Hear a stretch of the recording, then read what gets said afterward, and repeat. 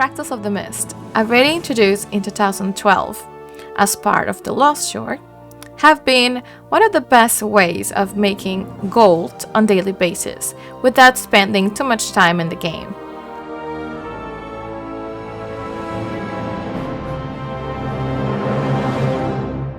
Hello my dear Tyrians, and welcome to my channel. It's Nanofall. You might be wondering, what are fractals and why you should try them? In quick terms, they're just another type of dungeon for a team of 5 players. They consist of 100 levels, starting from 1 and going up as you unlock them, the more you progress. They're also divided into 4 tiers to assess the player's capability, and by the time you finish all of them, you will unlock the challenge modes on the last 3 instances. That will really push your skills further. But what do fractals represent? If you started your Guild Wars 2 journey just lately, they might be a little bit confusing. But in general, they're just pieces of memories in the game's world. They are presented with past, present, and future events, and some yet undetermined when they actually happened. If you have completed the entire story of Guild Wars 2, then fractals are one of the nostalgic ways of remembering certain events that have occurred since the game's launch. Why should you start doing fractals? Certain players might be scared of diving into harder content of the game, such as raids. But with fractals, you can start on easy mode right away if you don't have any experience.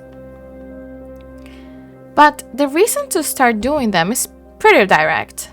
Good loot, lots of materials, and chances of getting ascended gear for your character, and to improve your stats, of course. What do you need to advance in fractals? The only drawback for advancing through tiers is an attribute called agony resistance, which you can only add to your ascended gear. And the higher you go, the more you will need, capping at 150 for the last level. Having the artificer as a crafting profession, you can craft these.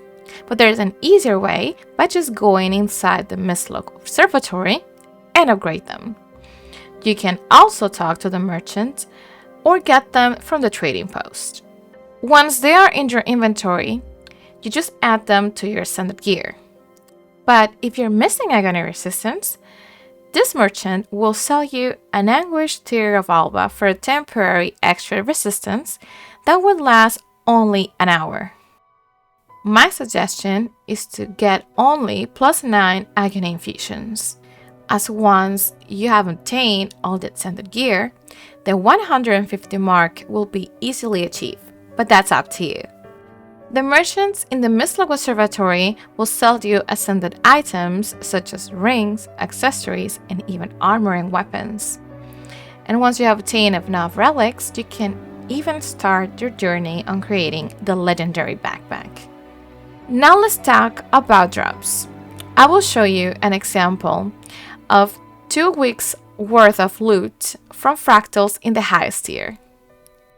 In total, that's about 2 stacks of Fractal Encryptions, which you could potentially sell to the trading post. It will give us 120 gold more or less. Take away the 50% margin and you're left with 102 gold. How much do we get if we actually open them though?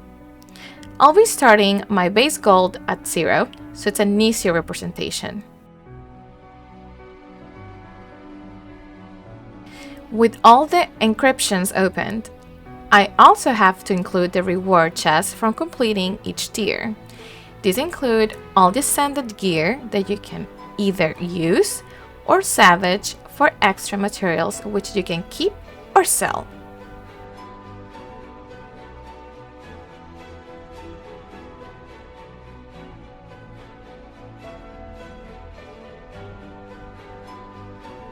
The good part of all of this, with a decent team, you can complete all fractals, including the recommended ones, within an hour. So for those that don't have a lot of time to play in the day, this is your choice of farming. If you are a more advanced player, then raiding is your option, but that's a topic for another video. Thank you so much for joining me today. Check out my previous video for the upcoming giveaway. So I'll see you around, my dear Tyrians. Happy farming, and I hope you're enjoying the game. Bye bye!